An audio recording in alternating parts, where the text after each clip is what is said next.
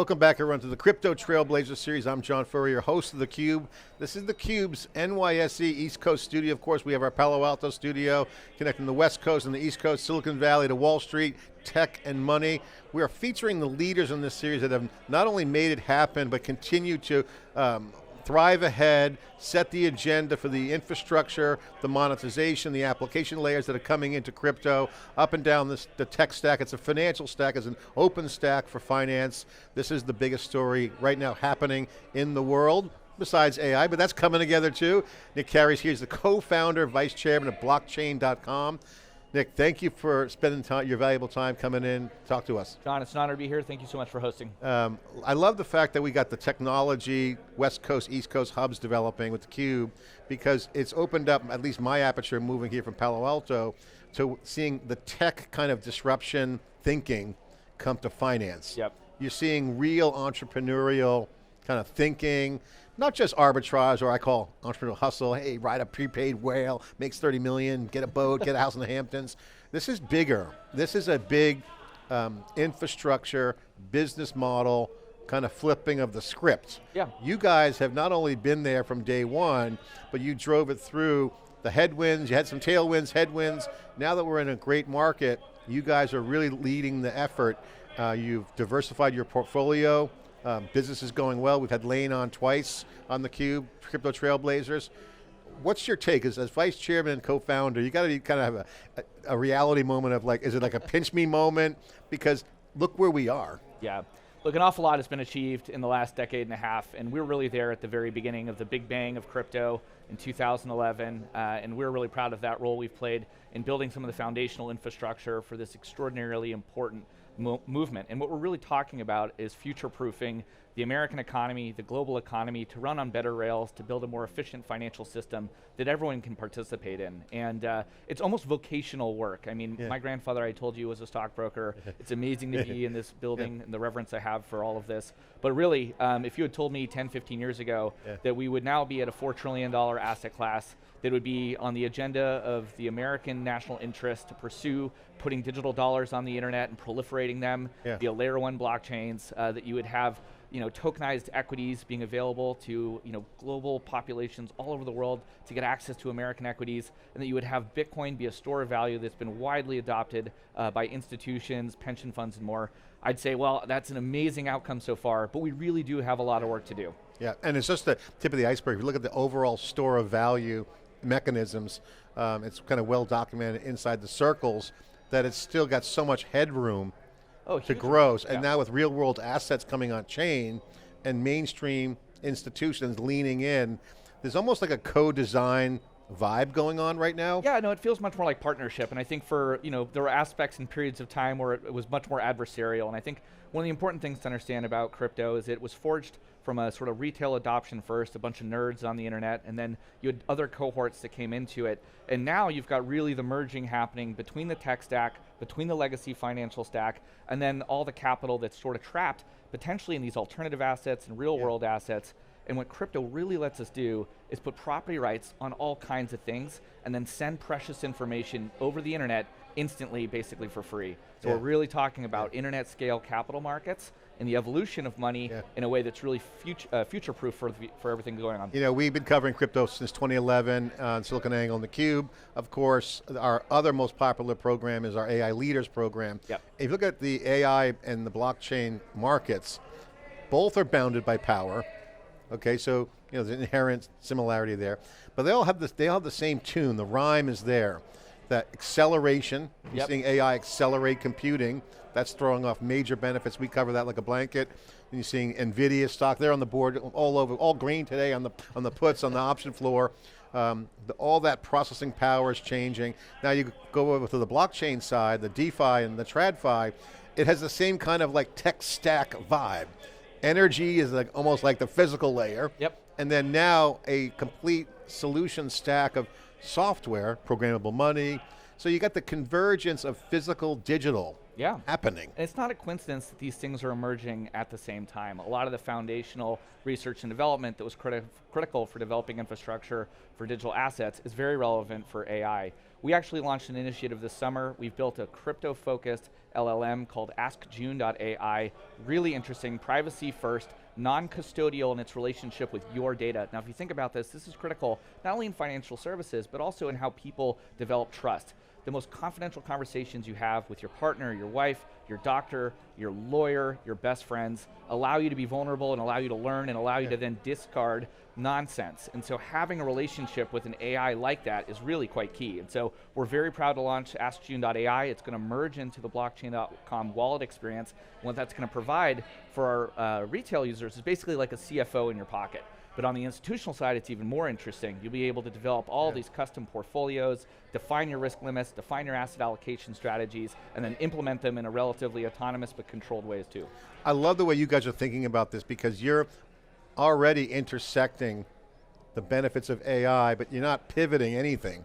You're integrating the value proposition of AI into your mission and your products. Yeah. And so I guess my next question would be, what's the result of that? Because what I'm seeing on the DeFi side with this infrastructure expansion, there's a huge accelerated enablement going on. New ventures are coming out, new products are being created. Yes. You mentioned CFO in your wallet, like that's like pretty amazing because now I can have agents work on my behalf. Exactly. In a trusted way. So the question is, what products come out of that? Will there be new layered, I'm gonna buy a little bit of this and manage my money, buy a house, stake my position. All new credit products are emerging. Yeah, it's the world of opportunities is really exciting, but at the end of the day, it's about developing a better product experience. And our customers are really pumped about this. We've had more than 500,000 people sign up for this beta. It's the fastest growing product launch we've ever had at blockchain.com. So it shows the appetite, but also shows people's comfort and expectations are changing really, really quickly. And so AI can unlock all kind of benefits. They need to be developed in a way that are privacy first and then deeply integrated into the core value proposition. And for us, that's helping people and institutions navigate crypto in a responsible way and do it with a trusted partner. Nic, let's talk about the venture you co-founded. Obviously, you guys have built that from day one. And then over the past, before Trump came into office, there was this, you guys were breaking through, eating glass, and surviving that nuclear winter, but you were still building a great business. What's been the big momentum shift for blockchain.com in terms of the product portfolio, the value? When the sun came out, okay, what really shined? What was flowering up? What did you see and what was the strategy and what did you double down on? Yeah, I think a lot of it is just, frankly, persistence, but being early in crypto was important. Just like being an early pioneer allowed you to capture the most important land and territory, as the West expanded, and the same is true in crypto. So getting those early vintages of adopters became very key because many of them have come very high up the wealth curve. So they've been influencing our product design and footprint, and we've been expanding internationally basically since day one. We've obviously had different cycles in crypto where you have a very fast proliferation of new users, high volumes, incredible years, and then you've got years that are very difficult to navigate. And we had one of those cycles a few years ago. But companies like ours that have been doing this since the very beginning have learned that navigating volatility is actually one of the core competencies you have to develop. And sitting above it all is really proper governance. It means you've got leaders and people that have been through tough times that know how to stay super clear with their customers and responsibly manage their opportunities and balance sheet. And when you come out through the other side, then you have all this capital and all of this experience to basically deploy in the market. Talk about the things that you guys have now in place for the folks that might not be fully aware of the history. How does that product portfolio look like? What are some of the customer bases? What are some of the lines of business that you guys have developed? Yeah, thank you. So we really have two sort of key customer segments. One is a retail offering. This is a wallet service you can download for free on iOS or Android or sign up for online. This allows you to send, receive, secure, trade, exchange, or purchase a little bit of crypto or digital assets like dollars and now even tokenized equities. So it's a really exciting product, basically like a comprehensive brokerage super app right in your pocket. And it supports both DeFi features, which are self-custodial, and account type features that look a lot more like your bank or brokerage account. So all that's bundled together. It's one of those popular applications in the digital asset space. We've had almost 100 million people download and install that in the last decade. That's a classic end user. Yeah, exactly. For you guys. So retail is still very, very critical to us and critical to crypto. The other side of our business though is very, very healthy, and that's our institutional business. So we've had a banner year, almost 5,000 new institutions have signed up for crypto, and people always ask, what kind of institutions are Yeah, I really was in gonna ask this that. space? Yeah, Like, talk to me about yeah. that. Well, some of them are those crypto OGs that have all kinds of new requirements for how they're thinking about managing their wealth, and they need a trusted partner to do that. They expect white glove service, and that's something we offer them. I mean, a whale is basically like a family office at that point. It is. So it's family offices, it's crypto hedge funds, it's crypto venture funds, it's regular venture funds, it's pension systems, it's financial institutions, and increasingly, it's publicly traded companies that are coming to us because they want to diversify their treasuries and own something that has greater purchasing power. And so we come to them, and we build solutions that work with them, and we listen to their goals are, and then we come up the crypto fluency curve with them on a journey. And that's been a very exciting business for us. It's very sticky, and there's more and more of these institutions coming every single day. I mean, it's wealth. That's basically wealth management. It is, in a way. And it's asset management as well. Yeah. All right, so now on the real world assets on chain, what's your take on this? Because you're seeing a lot of activity. Yeah, I'm really excited about this. You know, when we dreamed about where this could all go 10 years ago, and then Larry Fink kind of got it a couple years ago, which is like, oh, we can tokenize literally everything. What does that mean? Well, it means we're giving property rights to all kinds of illiquid things potentially. And that could be everything from alternative assets to things that regular people never had access to, credit instruments and debt instruments and much more. And so there's a movement now to basically create tokenized assets out of all kinds of exciting things. Music catalogs, all kinds of resources that are previously locked up. And so the future is very bright on that front, and I'm very excited about how that's all going to develop. See, what I like about that direction is putting my kind of product management hat on. You're essentially enabling product management, product development. Yeah. Because once you take something and put it on chain with tokens, you now have a token economic opportunity, you have capital. Yep. That's going to open up a lot of new thinking. So what are some of the things that you see that are working? And there's a lot of entrepreneurs. What entrepreneurs are really good at is opportunity recognition. Yeah. So I'm sure things will pop up and be like, I can go after that. Look, I think we're not trying to boil the ocean. I think we're going to stay in our lanes in some ways, but there are amazing opportunities for entrepreneurs right now to go get into this space and build incredible products and opportunities. So they're going to dream up some fantastic things. I think some of the industries I'm most interested in seeing wildly disrupted here would be everything from the creative industries, where you could imagine a future musician tokenizing their portfolio of music and then rewarding all of their listeners and fans with immediate fees that are drawn from the streaming revenues on some sort of new DeFi listening platform. That's kind of a wild example, but you could imagine completely new fan experiences. Even one of the things we've been working on and pioneering with our partners at the Dallas Cowboys, if you go through the stadium, on the back of every seat is a little QR code. Right then and there, you can scan that. You'll have a personalized Dallas Cowboys themed crypto experience, download a wallet, and much more. And so you can kind of integrate all these kind of really interesting, both real world and digital experiences with these capabilities. And it's going to touch almost everything you could imagine, from finance to real estate to how we lend to much more. So yeah, it's pretty exciting. That's the physical AI. That's where the physical AI is shining. That's where physical crypto.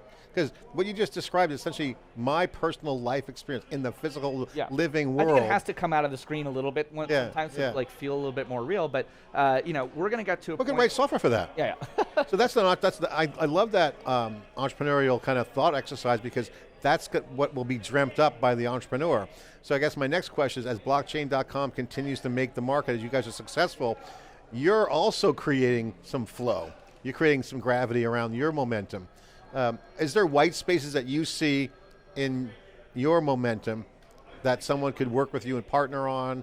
I mean, ecosystems form around leaders, right? So that's going to be probably a natural progression. What are your thoughts to that? We're very open for business. We're excited to forge partnerships, especially with legacy financial institutions that have historically not been able to partner yet for legal or regulatory reasons. And the clarity we've gotten in the United States is really foundationally so important, and is very much future-proofing the American economy to be highly digital and very globally competitive. And I have to say, it took us a while to get there here, and we've seen sort of pockets of regulatory innovation happen in Dubai, in Singapore, in Europe, but the United States is now in an advantageous position, and I'm so excited because we're finally kind of able to bring all this capital home, this intellectual effort, and really serve the American people and also the wider global markets with this capability. We have a saying on theCUBE, it's kind of our Silicon Valley saying, but it's like, icebergs ahead, referencing the Titanic and the iceberg. And then I just said, look, if you don't want to hit an iceberg, don't sail in the North Atlantic. right? So so now we had those iceberg moments Yeah. in the industry, and now we're kind of moving into kind of more of the calmer waters and warmer. Sun's out, as I said. So it's great market. As a founder, it's been an incredible journey. I must be. Take me through the origination story, how it all came together, because you go back to 2011 through 14. It was a bunch of OGs. I mean, this was hardcore. Yeah, it was not an obvious move, by the way. So take me through. What you wake up one day and say, "Hey, grab the URL." Yeah. So we founded blockchain.com. The predecessor project was a website called blockchain.info, and we actually started the company in York, original York in northern England, which I kind of love, and it's especially funny to be here in New York talking about it now, but it's also emblematic of kind of how this is a global phenomenon. And what allowed us to concentrate up there was just basically focusing first on understanding the economic velocity in first Bitcoin. And so that was the only digital currency at the beginning, and that's the one we kind of got all into this on. But the three founders of the company really focused on statistics, and we're kind of nerdy, and we wanted to basically understand, was anybody really using this? And it turns out, yeah, they were. But it was so complicated and so annoying, you kind of needed to be a little bit of a computer scientist to interact with it. So we're like, you know what, we got to make this thing look a little bit more like PayPal. It's got a little bit easier to use. So we ended up building the world's first non-custodial wallet. That was very popular at the time because it allowed people to purchase from exchanges and then store it themselves. So that was a big deal because some of those early exchanges had a lot of security problems. We have famously heard about download, print out the paper with your code on it. It was totally annoying. And so we saw that opportunity to build a better product experience. At the end of the day, you got to build stuff customers love, and developing that magic for them is key. And so we focused on all those things. We expanded our business footprint, came to America, started focusing our clientele here, and then globally expanded quite a bit. And so blockchain.com now has customers in basically every single non-sanctioned country in the world. Like I said, over 100 million people have downloaded and interacted with our product experiences, and now institutions are coming to. And we really wanted to build that financial house of the future. And that's what we're proud to have done so far, and we're very excited about the opportunity in the next decade. It's a super great success story, and I love the fact that you guys are thriving and continue to accelerate your growth. It's just the beginning, in my opinion. But I have to ask, what was the moment you kind of knew, shit, we got something big going on here? Was it like when the people started buying the non-custodial wallet?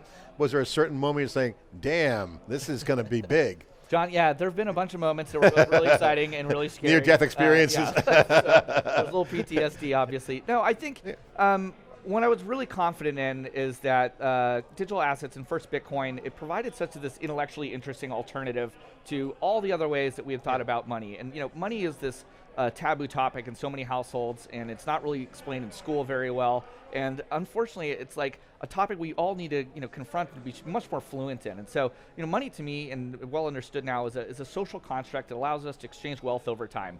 And as human beings, we've tried all kinds of technologies to make this work better. And that's why you find beads from the Middle East and burial sites in northern Scotland. 10,000 years ago, people were exchanging goods and services. And we've tried coins, we've tried paper, and now we're in an era where the internet, where we can beam information around the world, but it's still sort of annoying to move money around the world. So why is it that way? Well, let's take the best things from technology, let's merge them with the best lessons about money and wealth preservation, and merge them together. And that's really what digital assets and crypto are all about. And I think the future is really quite strong on this. It's about designing a better mousetrap in some ways, but also one that allows for more accessibility. And that's probably one of the most important things, because if we can bring more economic actors to cooperate with each other, to perform commerce and build businesses, they're going to exchange wealth and ideas. We're going to have a more peaceful, more prosperous world, and we should all be focused on that. And the democratization cliche is legit here, because it really does bring access.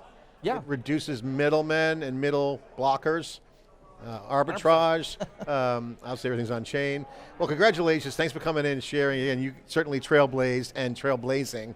Congratulations on the success. I know you got a big partnership with the Dallas Cowboys, which I think is super cool. You mentioned the little QR code. Talk about that deal and the relationship with the Cowboys and yeah, we're proud of our partnership with the NFL and the Cowboys. I mean, the Jones family has been incredibly professional, great partner for us, and we are doing everything from teaching students in schools around the Dallas and Texas area about crypto, about math. Our partnership is both in the community, in the stadium, and then broadly about bringing trusted partners to the future of finance. We're really proud of that partnership. Congratulations, and right, thank you for sharing here on the Crypto Trailblazers. Certainly a crypto trailblazer here. Again, building the idea is just one step, execution and surviving and thriving, and now we're in a market where mainstream commerce is clear, the money's on the table, the financial rails and systems and plumbing is being recast for a physical digital world. Of course, we're doing our job to bring you the coverage here in theCUBE. I'm John Furrier, the host, thanks for watching.